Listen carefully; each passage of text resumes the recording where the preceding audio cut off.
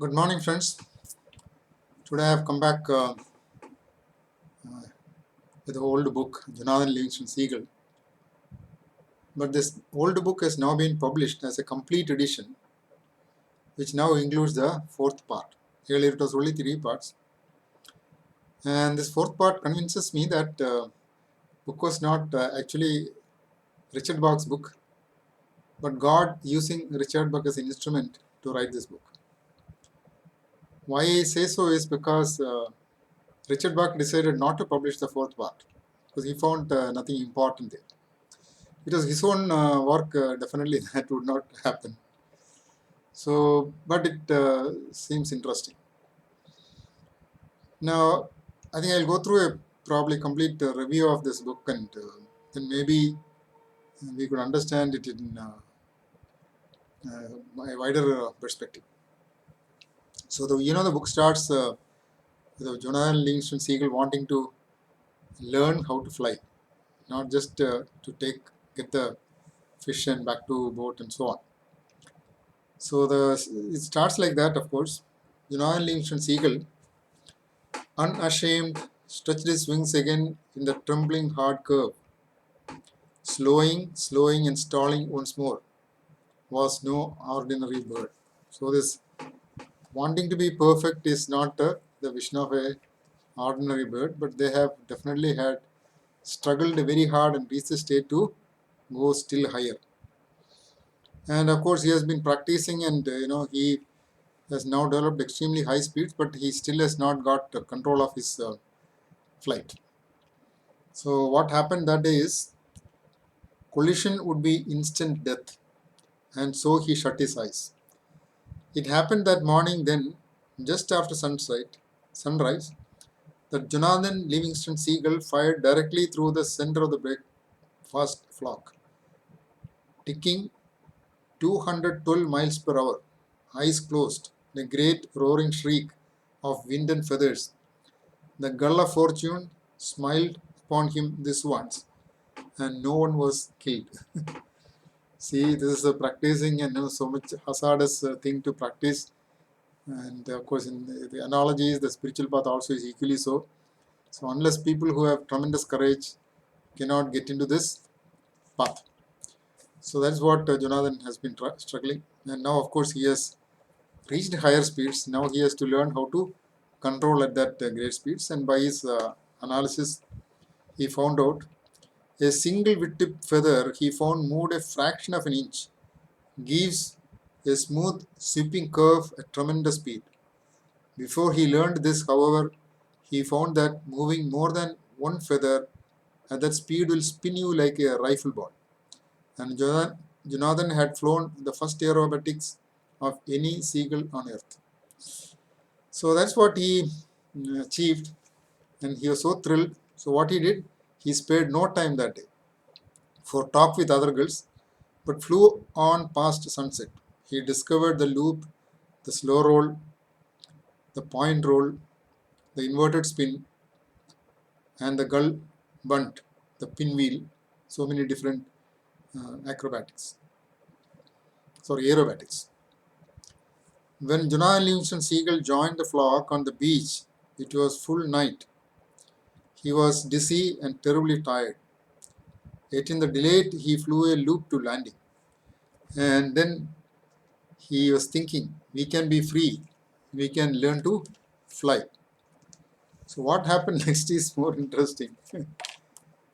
The council was in gathering, and it said, Jonathan Livingstone Seagull stand to center. And normally it is for great honor. But then the intonation came again.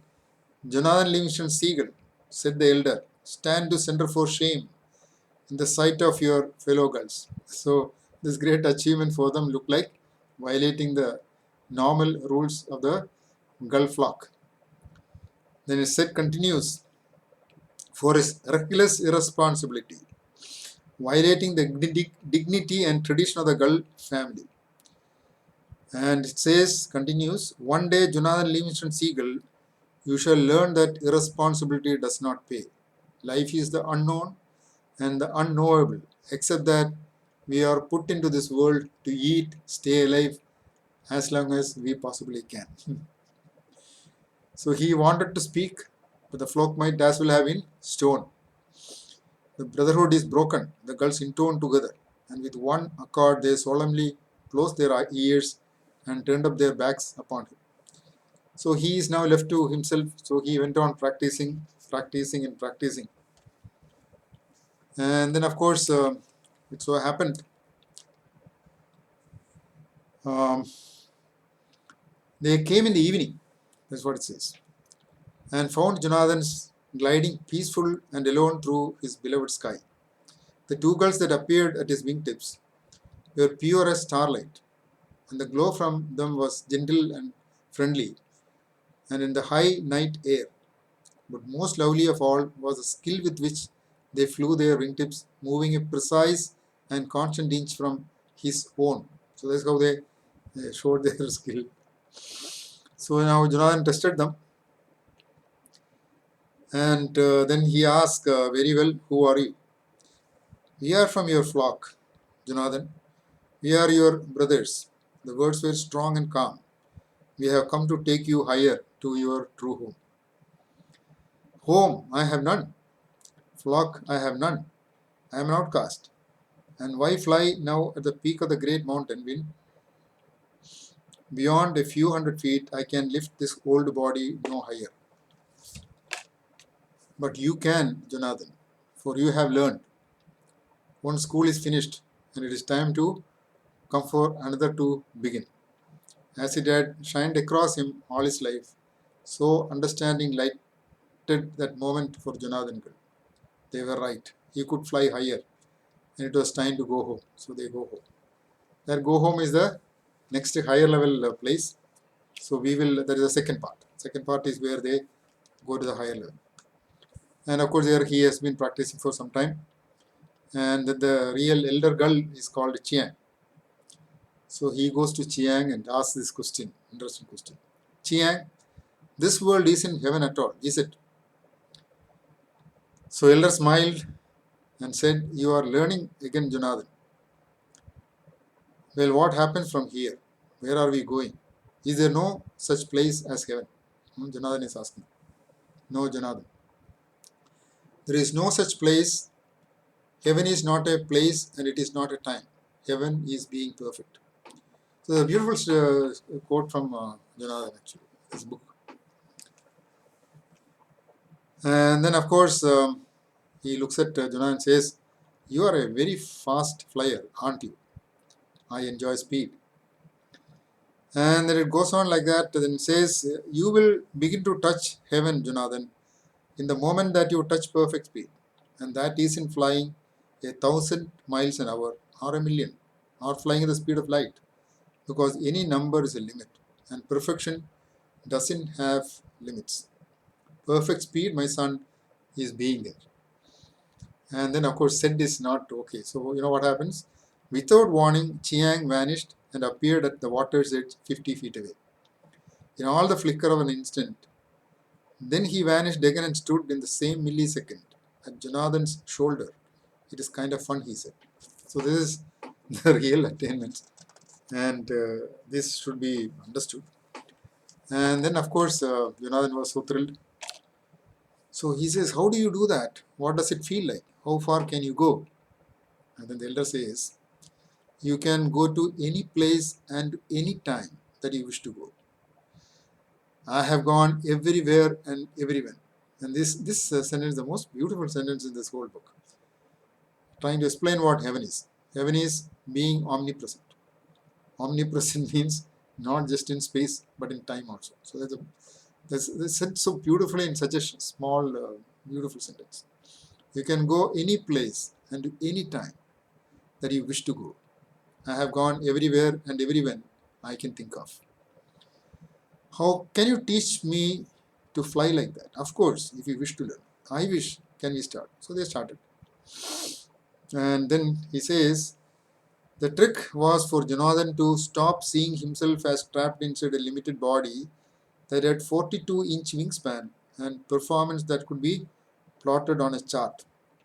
The trick was to know that his true nature lived as perfect as an unwritten number everywhere at once across space and time. So that's the way to reach heaven. So Janardhan kept at it fiercely day after day from before sunrise till past midnight. All his effort, for all his effort, he moved not a feather width from his spot. So Chiang was trying to help him. So he says, forget about faith. Chiang said it time and again. You didn't need faith to fly. You needed to understand flying. It's just the same. Now try again. So he went on doing that. And then Chiang had been telling him, why that's true, I am a perfect unlimited girl. He felt great shock of joy. And that day, standing on the shore, closing eyes, concentrating, all in a flash knew that Chiang had been telling him. Finally, Chiang says, at last you have got the idea. Chiang said, but your control needs little work. Janardhan was stunned. Where are we? Utterly unimpressed with the strange surroundings, the wielder brushed the question aside. We are on some planet, obviously with a green sky and a double star for a sun. Jonathan made a scream of delight, the first sound he had made since he had left Earth. It works. So that's how it is. So finally, Jonathan learned the trick too. Well, of course, he then practices for his control. So after that, what happens now is he